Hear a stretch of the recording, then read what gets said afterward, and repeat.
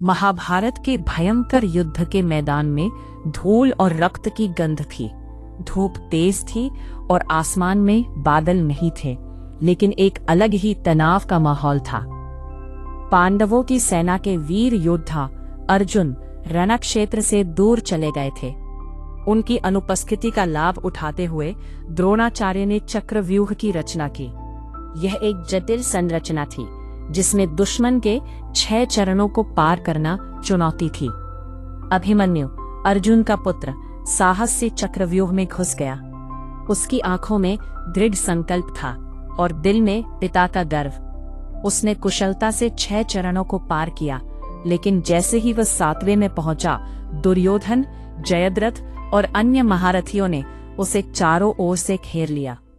अभिमन्यु ने संघर्ष किया, लेकिन फिर एक झटका आया।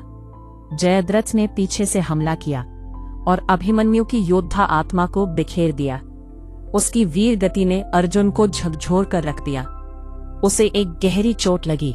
एक पिता के रूप में अर्जुन का दिल टूट गया। गुस्से में भरकर उसने प्रतिज्ञा की कि यदि अगले दिन सूर्यास्त से पहले उसने जयद्रथ का वध नहीं किया तो वह आत्मदाह कर लेगा।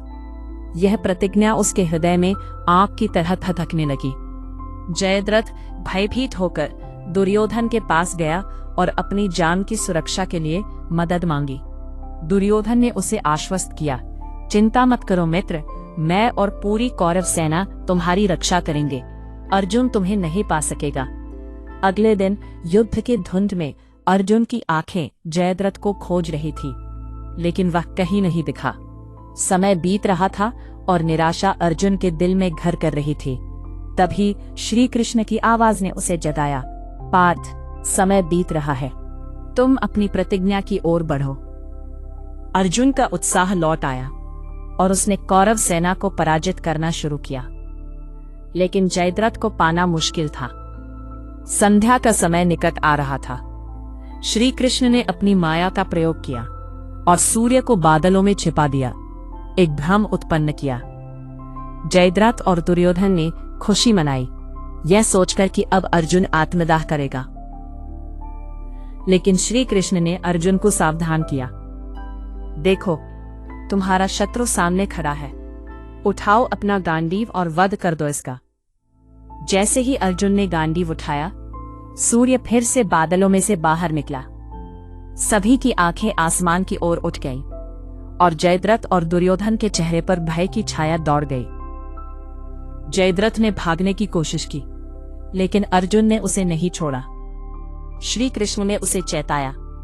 उसके पिता ने उसे वरदान दिया था कि जो इसका मस्तक जमीन पर गिराएगा, उसका मस्तक भी 100 टुकड़ों में विभक्त हो जाएगा। इसलिए तुम्हें उसका सिर ऐसा काटना है कि वो इसके पिता की गोद में जाकर गिरे। अर्जुन ने ध्यान केंद्रित किया और बाण छोड़ दिया। यह बाण जयद्रथ के सिर को धड़ से अलग कर दिया और सीधे उसके पिता की गोद में गिरा। जयद्रथ का पिता चौंक उठा, लेकिन उसका सिर जमीन पर गिर गया। जैसे ही वह धरती को छुआ, उसके 100 टुकड़े हो गए। इस प्रकार अर्जुन ने अपनी प्रतिज्ञा पूरी की। उसकी आंखों में आंसू थे, लेकिन गर्व भी था। यह एक पिता की विजय थी, एक बेटे का बलिदान और एक युद्ध का यथार्थ।